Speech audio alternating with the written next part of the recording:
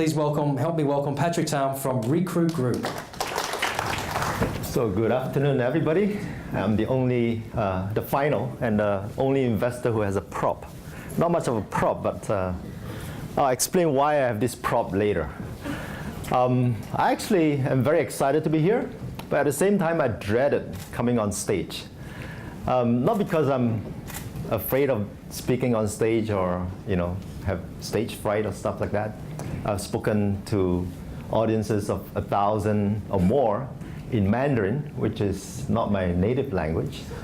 Well, neither is English. I'm from Singapore, so I don't know what's my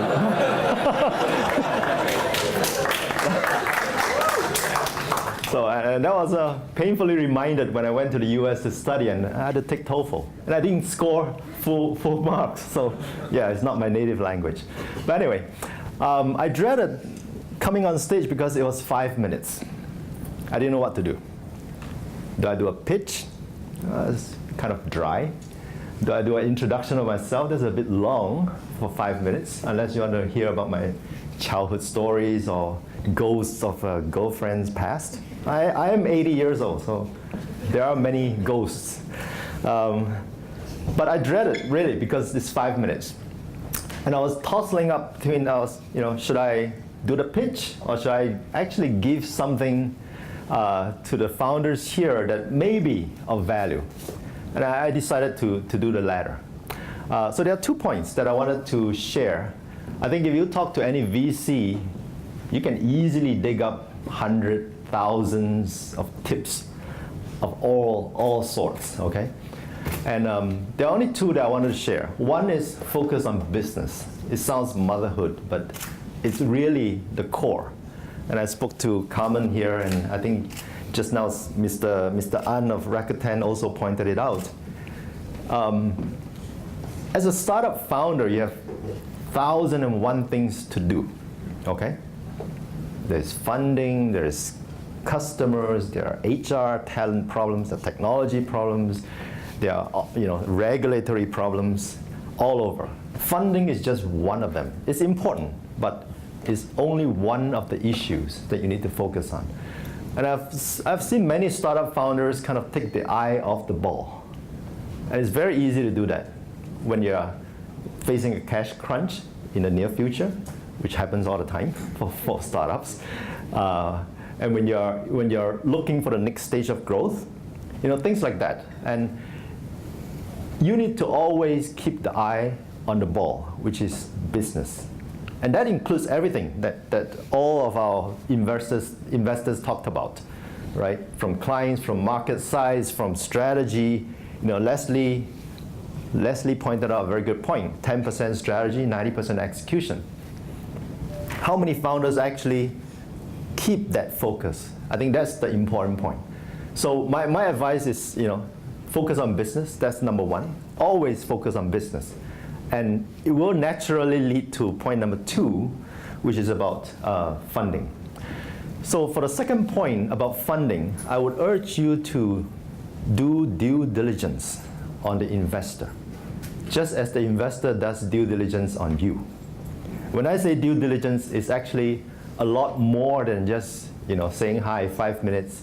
I mean, frankly, these 5 minutes that all of the investors here today had is scratching the surface. At the end, you do see some differences among the different companies, but you really don't get a full picture.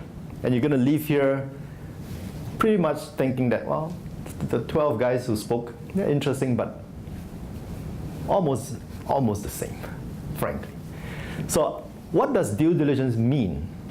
It means that you want to go deep into understanding what the firm does or what the corporate venture fund does.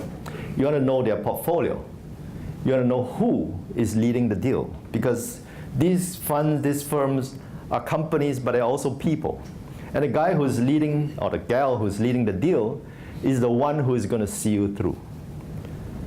And he or she is going to use his or her personal network and connections. That is not necessarily the funds, right? And as a startup, you need all the help that you can get. So get it, okay? And I think numerous investors today also mentioned this point. We are active, or we are hands-on, or we keep the space, etc. Remember, as the founder, you drive. Okay? Yeah, the venture fund or the investor can choose certain style. Ultimately, you drive. You drive what you want from the investor, be it financial advice, legal advice, connections to business, technology, help, like from SAP, etc., etc.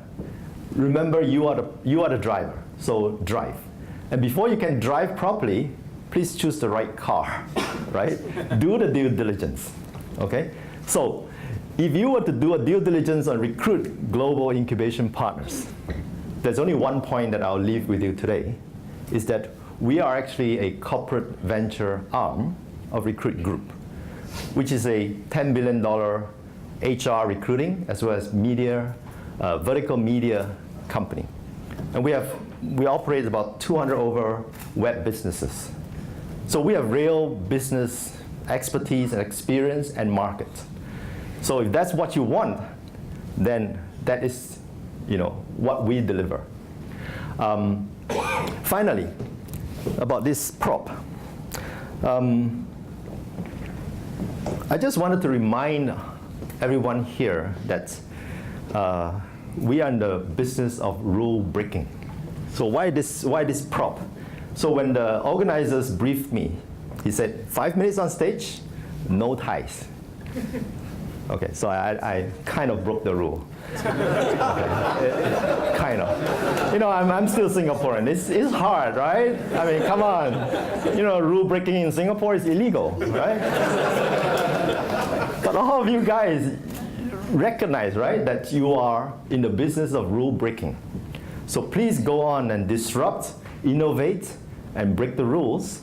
And I'll end with a quote from the legendary educator, Sir Ken Robinson, who during one of the presentations at the TED conference said, all of us were born creative. We were educated out of creativity, which is very true. I myself have a Bachelor of Engineering from University of Singapore. I have an MBA from a top school in the US, which I had to take a TOEFL for. And look where I end up. I end up the other side of the table, the non-creative side of the table, with you guys on the other side. So I hope that you will continue to break the rules, disrupt, and innovate. Thank you.